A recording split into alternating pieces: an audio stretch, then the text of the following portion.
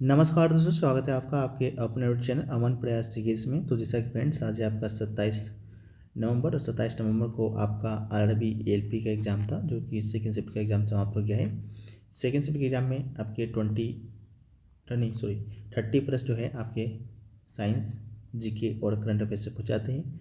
उनमें से अधिकतम जो रियल प्रश्न हैं हमें मिल गए हैं। तो आज की इस वीडियो में हम उन सभी प्रश्नों को डिस्कस करेंगे, साथ में उनसे रिलेटेड एक्स्ट्रा फैक्ट्स को भी देखते चलेंगे। इसका जो पीडीएफ है आपको टेलीग्राम चैनल पर मिल जाएगा, लिंक डिस्क्रिप्शन में दिया गया है, तो आप लोग उसको ज्वाइन कर लीजिएगा। और वीडियो पसंद आए तो वीडियो को लाइक कर दीजिएगा, शेयर कर दीजिएगा और कमेंट कीजिएगा। और चैनल पर नए होंगे चैनल को सब्सक्राइब कर दीजिएगा और नोटिफिकेशन कॉल पर क्लिक कर लीजिएगा। ठीक है, तो शुरू करते हैं आज के पहले प्रश्न से। तो आज का जो हमारा पहला जो प्रश्न है वो पूछा गया कि पृथ्वी और चंद्रमा के बीच जब डैश होता है, तो 4 ऑप्शन दिए गए थे। पहला था कि जब दूरी अधिक होती है तो गुरुत्वाकर्षण कम होता है। दूसरा था कि जब दूरी कम होती है तो गुरुत्वाकर्षण अधिकतम होता है।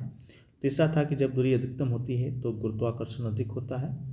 ठीक है, एक था कि जब दूरी न्यूनतम होती है तो गुरुत्वाकर्षण न्यूनतम होता है। ठीक है, तो इस प्रकार के 4 ऑप्शन दिए गए थे, जिसमें से राइट आंसर था ऑप्शन नंबर ए कि जब दूरी अधिक होगी तो गुरुत्वाकर्षण कम होगा। ठीक है, गुरुत्वाकर्षण बल का जो नियम है वो कहता है कि जब दो वस्तुओं के बीच गुरुत्वाकर्षण बल उनकी दूरी के वर्ग के व्युत्क्रमानुपाती होता है। इसका जो मतलब है कि जब पृथ्वी और चंद्रमा के बीच दूरी बढ़ती है तो उनके बीच का जो गुरुत्वाकर्षण जो बल होगा वो फ्रेंड्स आपका कम होगा। ठीक है, तो इसका राइट आंसर होगा।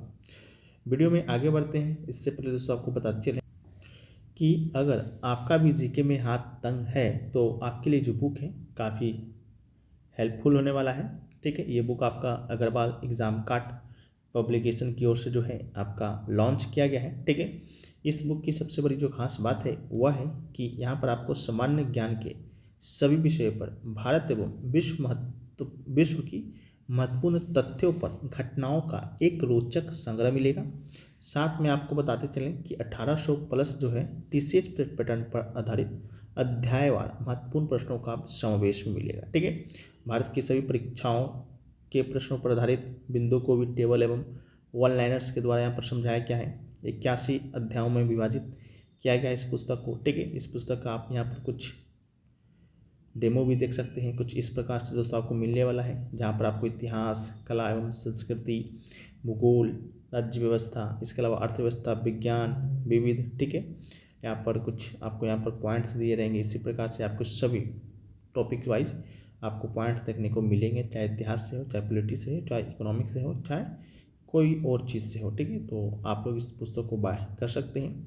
इस पुस्तक का जो लिंक है डिस्क्रिप्शन में दिया गया है, कमेंट सेक्शन में भी पिन किया हुआ रहेगा। मात्र 229 रुपये में 217 पेज की पुस्तक है, आसानी से आप लोग इसकी पढ़ भी सकते हैं। ठीक है, तो जिन लोगों को यह आवश्यकता है तो आप लोग इस पुस्तक को परचेज कर दीजिएगा। लिंक आपको डिस्क्रिप्शन में और कमेंट सेक्शन में मिल जाएगा। हम लोग वीडियो में आगे बढ़ते हैं। नेक्स्ट जो क्वेश्चन पूछा गया कि मनुष्य का सबसे बड़ी तंत्र क्या है। ठीक है, सबसे बड़ा तंत्र पूछा गया था, तो इसका राइट आंसर आपका त्वचा हो सकता है। ठीक है, मनुष्य का सबसे बड़ा जो तंत्र है वो आपका त्वचा है। त्वचा शरीर का सबसे बड़ा अंग है और यह पूरे शरीर को ढकता है, जिससे यह सबसे बड़ा तंत्र भी बन जाती है। त्वचा का मुख्य कार्य शरीर की रक्षा करना है, तापमान को नियंत्रित करना है और संवेदनाओं को महसूस करना है। ठीक है, ध्यान रखिएगा। नेक्स्ट क्वेश्चन जो पूछा गया कि सीधे ठोस से गैस तक अवस्था के परिवर्तन को शामिल करने की प्रक्रिया को डैश कहा जाता है। ठीक है, तो इसका जो राइट आंसर होगा वो दोस्तों आपका ऊर्ध्वापातन होगा, यानी कि सब्लिमेशन होगा। ठीक है, ऊर्ध्वापातन की बात करते हैं तो वह प्रक्रिया है जिसके द्वारा एक ठोस को द्रव में परिवर्तित किए बिना सीधे गैस में परिवर्तित किया जाता है। ठीक है, तो याद कीजिएगा। नेक्स्ट क्वेश्चन है कार की एसआई क्या क्या है। ठीक है, तो वर्क की एसआई यूनिट पूछा गया, तो राइट आंसर आपका जूल होगा। ठीक है, जूल को हम लोग जे से डिनोट करते हैं। जूल एक मीटर के माध्यम से 1 न्यूटन के बल बराबर किया गया कार्य है। कार्य बल और विस्थापन का उत्पाद है। काम ऊर्जा को एक स्थान से दूसरे स्थान पर या एक रूप से दूसरे में स्थानांतरित करता है। जूल का आयाम सूत्र याद रखिएगा, m1L2T-2 होता है। 1 जूल इक्वल टू 10 के पावर 7 अर्ग होता है। इसको भी आप याद रखिएगा। ठीक है, नेक्स्ट क्वेश्चन पूछा गया कि जब बेरियम सल्फेट यानी कि BaSO4 और सोडियम कार्बोनेट यानी कि Na2Cl2 क्या जब मिलते हैं तो क्या बनाते हैं। ठीक है, तो जब बेरियम सल्फेट और सोडियम कार्बोनेट को मिलाया जाता है तो एक रासायनिक प्रक्रिया में भाग लेते हैं और इस प्रक्रिया का जो परिणाम होता है बेरियम कार्बोनेट और सोडियम सल्फेट होता है। ठीक है, तो आपका ऑप्शन में बताइएगा दोनों दिया गया था या एक दिया गया था। बाकी रासायनिक समीकरण की बात करते हैं तो ये कुछ आपका रासायनिक समीकरण है। इस प्रतिक्रिया में बेरियम सल्फेट और सोडियम कार्बोनेट आपस में मिलकर बेरियम कार्बोनेट और सोडियम सल्फेट बनाते हैं। ठीक है, नेक्स्ट क्वेश्चन पूछा गया कि अग्निशामक में प्रयोग होने वाली गैस का क्या नाम है। तो राइट आंसर आपका कार्बन डाइऑक्साइड होगा। अग्निशामक यंत्रों में बेकिंग सोडा यौगिक का उपयोग किया जाता है। ठीक है, जिसका रासायनिक सूत्र आपका NaCO3 होता है। यह एक क्रिस्टलीय सफ़ेद ठोस है जो कभी भी एक महीन पाउडर के रूप में दिखाई देता है। इसका स्वाद थोड़ा नमकीन क्षारीय होता है जो वॉशिंग सोडा जिसे हम लोग सोडियम कार्बोनेट के नाम जानते हैं उसके जैसा लगता है। इसे आग की लपटों पर फेंक कर इसे छोटी ग्रीस या बिजली की आग को बुझाने के लिए इस्तेमाल किया जा सकता है क्योंकि sodium bicarbonate heating carbon dioxide छोड़ता है। नेक्स्ट क्वेश्चन पूछा गया कि वृत्तीय पथ पर एक समान वेग से कुछ आपका प्रश्न देखने को मिला था। तो जब एक वस्तु वृत्तीय पथ पर एक समान चाल से चलती है तो उसकी गति को क्या कहा जाता है। तो इसकी गति को हम लोग एक समान वृत्तीय गति कहते हैं। वृत्ताकार पथ पर एक समान वेग से गति करने वाली वस्तु से जुड़े कुछ सवाल और जवाब की बात करते हैं तो ये आपका रहा कि वृत्ताकार पथ पर एक समान वेग से गति करने वाली वस्तु को हम लोग एक समान वृत्तीय गति कहते हैं। एक समान वृत्तीय गति में वस्तु की चाल नियत रहती है लेकिन वेग बदलता रहता है। वेग में बदलाव होने की वजह से इसमें त्वरण उत्पन्न हो जाता है। नेक्स्ट क्वेश्चन पूछा गया पृथ्वी और चंद्रमा के बीच की दूरी कितनी है। तो राइट आंसर आपका होगा 3,84,400 किलोमीटर। बाकी मील की बात करेंगे तो इतना आपका राइट आंसर होगा। ठीक है, तो ये आपका राइट आंसर होगा। इसके अलावा जो नेक्स्ट क्वेश्चन पूछा गया कि क्या होता है जब सोडियम सल्फेट कैल्शियम क्लोराइड के साथ प्रक्रिया करता है। तो कैल्शियम सल्फेट जिसे कि हम लोग CaCO और सोडियम क्लोराइड की बात करते हैं तो NaCl बनता है। ठीक है, तो इसका राइट आंसर ये होगा।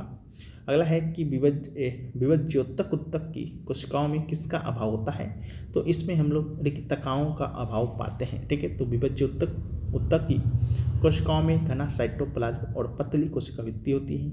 रिक्तका का काम भोजन और अपशिष्ट उत्पादों को संग्रहित करना होता है। इसके अलावा विभज्योतक उत्तक की कोशिकाएं युवा होती हैं और लगातार विभाजित होती रहती हैं, इसलिए भोजन तैयार करने में सक्रिय रूप से भाग नहीं लेते और ना ही ज़्यादा अपशिष्ट उत्पन्न करती है। ठीक है, नेक्स्ट क्वेश्चन जो पूछा गया कि चुंबकीय सूचक यंत्र में दिशा ज्ञात करने के लिए किस चीज़ का उपयोग होता है। तो राइट आंसर आपका चुंबकीय सुई होगा। कंपास में लगी चुंबकीय सुई पृथ्वी के चुंबकीय क्षेत्र के साथ संरेखित होकर हमेशा उत्तर की ओर इशारा करती है। इसके अलावा कंपास में चुंबकीय सुई के अलावा एक स्नातक वृत्त भी होता है। इस वृत्त पर 360 डिग्री के पूर्ण वृत्त को चिन्हित किया जाता है।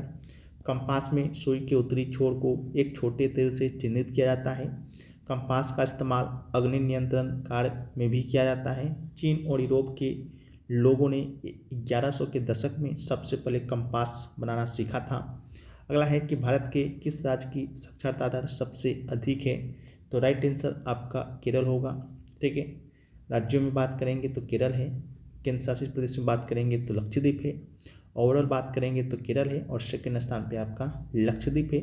इस बात को भी आप याद रखिएगा जो कि पूछा गया था। सबसे कम अगर आपसे पूछा जाता है तो सबसे कम जो साक्षरता है वो आपका बिहार राज्य का है। ठीक है, तो सबसे कम भी याद रखना है, सबसे ज़्यादा भी याद रखना है, दोनों इंपॉर्टेंट है। अगला है कि 10 मीटर एयर राइफल शूटिंग में पैरा ओलंपिक में कौन गोल्ड मेडल जीता। तो राइट आंसर आपका अवनी लेखरा हो जाएगा। ठीक है, अवनी लेखरा को पेरिस 2024 पैरा ओलंपिक में अपने महिलाओं की 10 metre air rifle shooting SH1 खिताब का सफलतापूर्वक बचाव किया। इसके साथ ही वह गेम्स के इतिहास में 2 स्वर्ण पदक जीतने वाली भारतीय महिला बन गई। अवनी लखेरा ने पेरिस 2024 में वही है बात है कि नेक्स्ट क्वेश्चन है कि 2023 में किस खिलाड़ी को मेजर ध्यानचंद खेल रत्न पुरस्कार मिला। तो राइट आंसर सात्विक साईराज अंकी रेड्डी और चिराग शेट्टी आपका राइट आंसर होगा। ये दोनों बैडमिंटन खिलाड़ी हैं। ठीक है, तो इसका राइट आंसर होगा। बाकी मेजर ध्यानचंद खेल रत्न पुरस्कार पाने वाले पहले व्यक्ति ग्रैंड मास्टर विश्वनाथ आनंद थे। उनको ये शतरंज के लिए मिला था और मेजर ध्यानचंद खेल रत्न का पहले का नाम था राजीव गांधी खेल रत्न पुरस्कार, तो इसको भी याद रखना है। नेक्स्ट आपका है डॉक्टर भीम सिंह के द्वारा लिखी गई पुस्तक का नाम क्या है। तो राइट आंसर भारत के 75 महान क्रांतिकारी, इसका राइट आंसर होगा। ये राज्यसभा के सांसद हैं और भारत के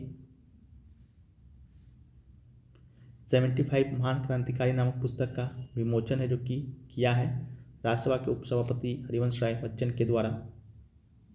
अगला है भारत और मलेशिया के बीच 2024 में उदार शक्ति नाम का जो युद्धाभ्यास है वह कब हुआ? तो राइट आंसर 5 से लेकर 9 अगस्त 2024 के बीच हुआ था।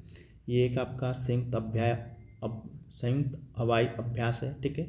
मलेशिया के क्वांतान में आयोजित किया गया था और भारतीय वायुसेना का सुखोई 30 MKM लड़ाकू विमान है जो कि इसमें भाग लिया था। अगला है कार्बन का वो कौन सा गुण है जिससे ये कार्बन की लंबी श्रृंखला बनाता है? तो राइट आंसर आपका श्रृंखलन होगा। कार्बन का वो गुण जिससे वह कार्बन की लंबी श्रृंखला बनाता है उसे हम लोग श्रृंखलन यानी कि कैटेनेशन कहते हैं। कार्बन परमाणुओं के बीच दोहरा और तिहरा सह संयोजक बंध बना सकता है। कार्बन परमाणुओं से सीधे श्रृंखला, सखी श्रृंखला और वलय बनाए जा सकते हैं। कार्बन परमाणुओं के बीच बंधन बनाने से परमाणु बनते हैं। अगला है CBI भारत सरकार की प्रमुख जांच एजेंसी है, इसका मुख्यालय कहाँ है? तो राइट आंसर आपका नई दिल्ली होगा। भारत और किसी देश के साथ CBI में सदस्यों की संख्या से जुड़ी जानकारी उपलब्ध नहीं है, लेकिन यह केंद्रीय जांच ब्यूरो CBI से कुछ जुड़ी जानकारी यहाँ पर आपको दिया गया है। यह भारत की प्रमुख जांच एजेंसी है, मुख्यालय दिल्ली है। स्थापना 1 अप्रैल 1963 को हुआ था। भ्रष्टाचार निवारण पर सनातन समिति ने इसकी सिफारिश की थी, ठीक है, तो इसको याद रखना है। अगला है निम्न में से कौन सा जैव निम्नीकरणीय है? तो राइट आंसर कागज, फल, फूल, सब्जी, घास, लकड़ी, गोबर, सूती कपड़ा, ऊनी कपड़े, ठीक है, इनमें से कोई एक ऑप्शन होगा जो कि राइट आंसर होगा। अगला है कि प्रजनन किसे कहते हैं? तो जीव को अलग करके नया जीव बनाने की प्रक्रिया को ही हम लोग प्रजनन के नाम से जानते हैं। प्रजनन 2 प्रकार का होता है, एक यौन और अलैंगिक, एक यौन और दूसरा अलैंगिक। तो अलैंगिक प्रजनन में युग्मों का संलयन या गुणसूत्रों की संख्या में बदलाव नहीं होता है, याद रखिएगा। अगला है CaCl2 किसका उदाहरण है? तो राइट आंसर कैल्शियम क्लोराइड होगा। CaCl2 का आपका इकाई द्रव्यमान की बात करेंगे तो 111 mU होता है। कैल्शियम क्लोराइड एक कार्बनिक यौगिक है। रासायनिक सूत्र आपका CaCl2 होता है, ठीक है। तो ये सभी प्रश्न आपके एग्जाम में पूछे गए थे। आशा करते हैं ये वीडियो आपको पसंद आया है। वीडियो पसंद आया है तो वीडियो को लाइक कर दीजिए। चैनल पे अगर आप लोग नए हैं चैनल को सब्सक्राइब कर दीजिए, और जो भी लोग चैनल पे नए हैं आपसे हाथ जोड़ के निवेदन है कि चैनल को सब्सक्राइब कर दीजिएगा, नोटिफिकेशन बेल कॉल पर क्लिक कर दीजिएगा। PDF टेलीग्राम पे मिलेगा तो वहाँ से भी आप लोग जाकर ज्वाइन कर लीजिएगा। मिलते हैं हम लोग नेक्स्ट वीडियो में, जब तक के लिए जय हिंद फ्रेंड्स। वंदे मातरम, वंदे मातरम, वंदे मातरम।